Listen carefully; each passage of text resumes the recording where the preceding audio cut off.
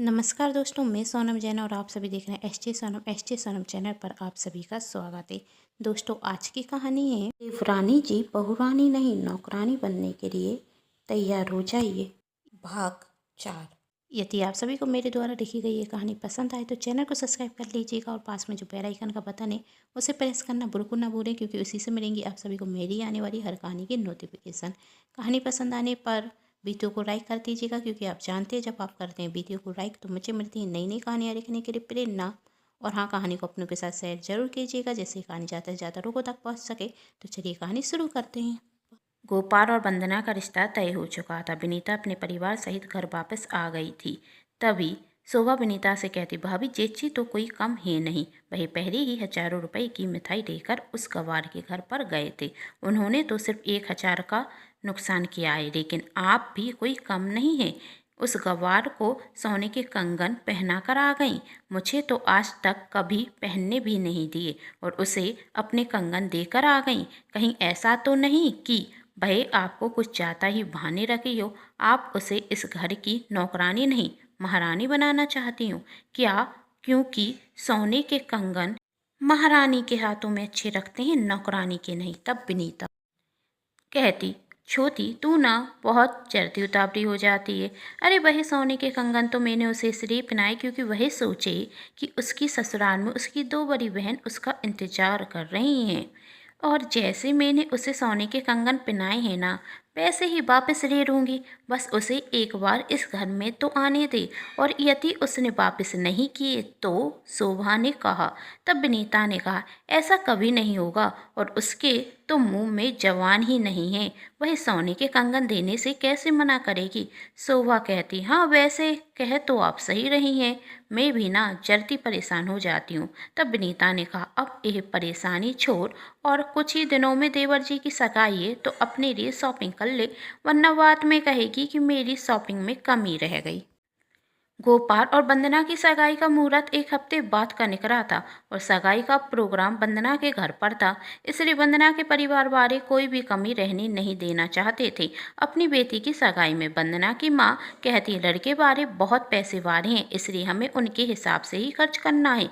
कहीं कोई कमी हो गई तो जिंदगी भर को कहना हो जाएगा, देखा नहीं, सिर्फ देखने पर ही हमारी बेटी को सोने के कंगन दे दिए उन्होंने। तभी वंदना के पिताजी कहते, अरे तुम चिंता मत करो, कोई भी कमी नहीं होगी। वंदना का परिवार यहाँ सगाई की तैयारियां कर रहा था तो वहाँ विनीता किटी पार्टी में विची थी। विनीता की सहेली के यहाँ किटी पार्टी थी, वह तो वहीं गई हुई थी। तभी विनीता की सहेली नंदिनी कहती, विनीता तेरे देवर की सगाई में सिर्फ 2 दिन रह गए हैं और तू यहाँ किटी पार्टी में आ गई।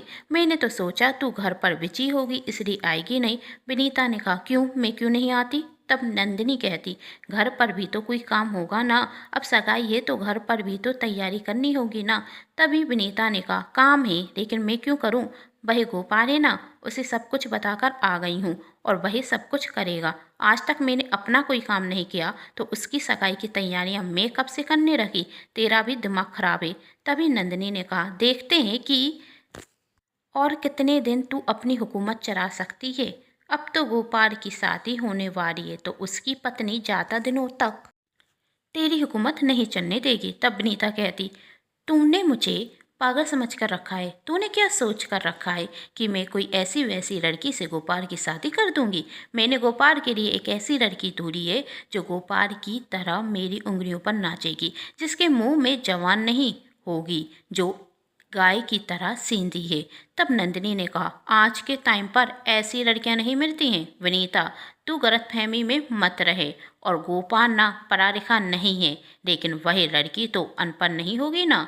विनीता ने कहा, हाँ वही लड़की भी अनपढ़ गंवार है, बिल्कुल गोपाल की तरह। ऐसा रखता है कि दोनों का जन्म मेरी सेवा करने के लिए हुआ है।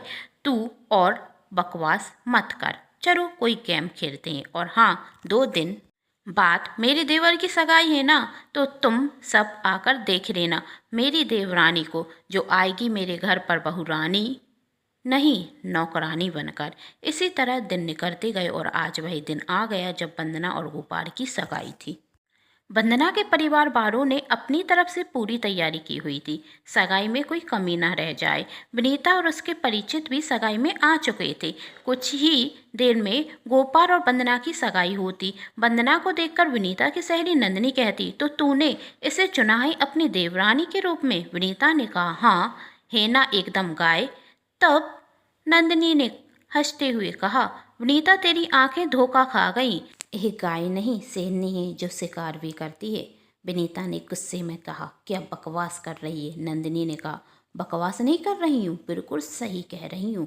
वंदना कोई बूढ़ी भारी लड़की नहीं है, बहुत चतुर चालाक है। अरे मेरी ननद खुशी है ना, उसकी सहेली है। और तुमने तो कहा था कि अनपढ़ और गंवारे। हाँ है, विनीता ने कहा, गांव की है तो ज़्यादा पढ़ी लिखी तो वह होगी नहीं ना। तब नंदिनी ने कहा, कौन से ज़माने में जी रही है विनीता?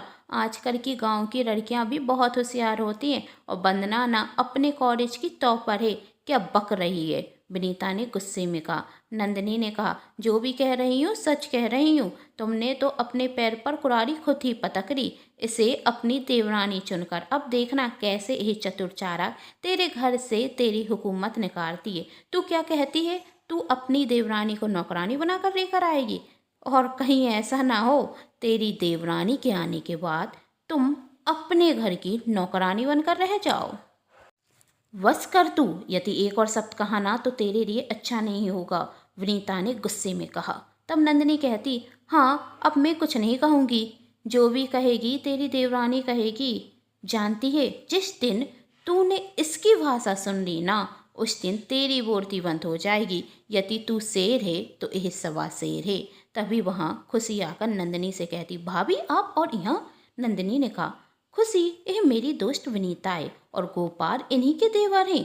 अच्छा, खुशी ने आश्चर्य से कहा, कितनी आश्चर्य वाली बात है ना भाभी, मेरी सहेली की शादी आपकी सहेली के देवर से हो रही है। हाँ वो तो है, नंदिनी ने कहा। और नंदिनी कहती, खुशी जरा अपनी दोस्त के बारे में विनीता को बताओ ना, मैं तो अभी वंदना की ही तारीफ कर रही थी।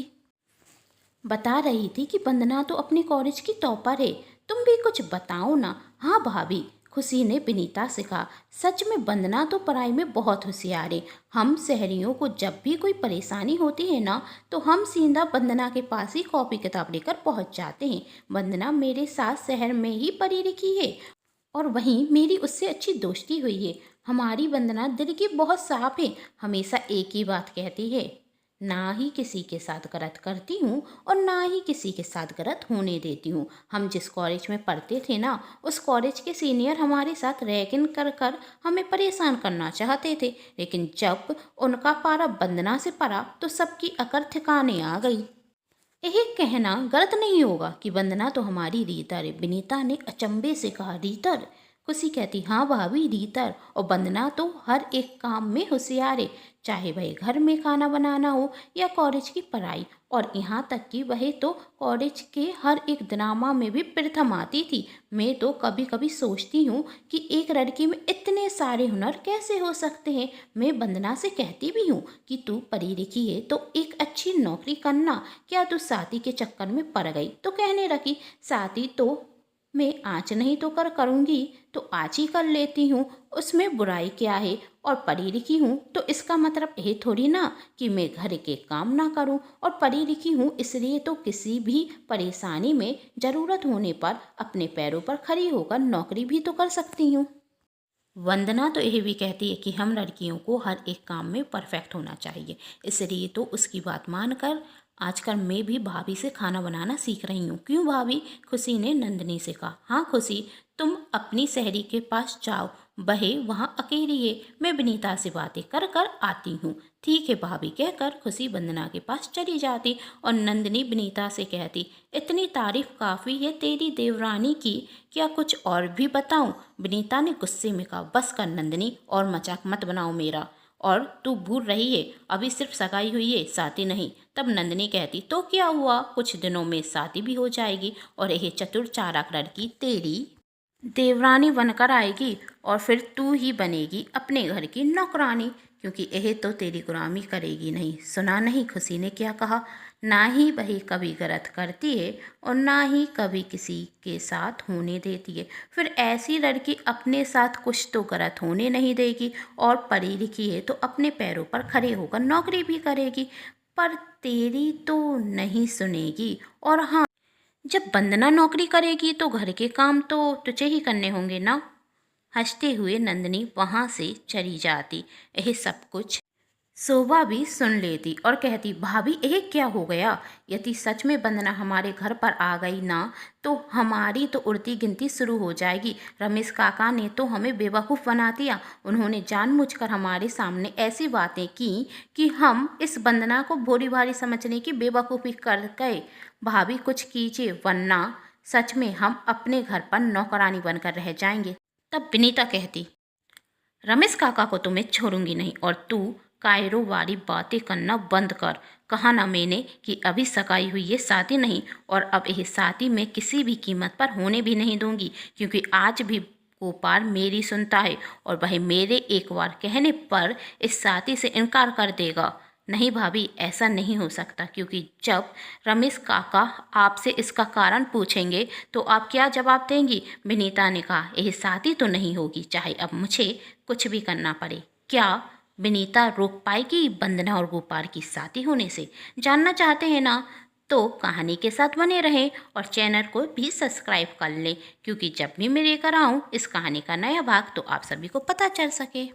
कहानी पसंद आ रही है तो अपनों के साथ शेयर कीजिएगा, जिससे आपके अपने भी ये कहानी देख सकें। और चैनल को सब्सक्राइब कर लीजिएगा, वीडियो को लाइक करना बिल्कुल ना भूलें। Thanks for watching.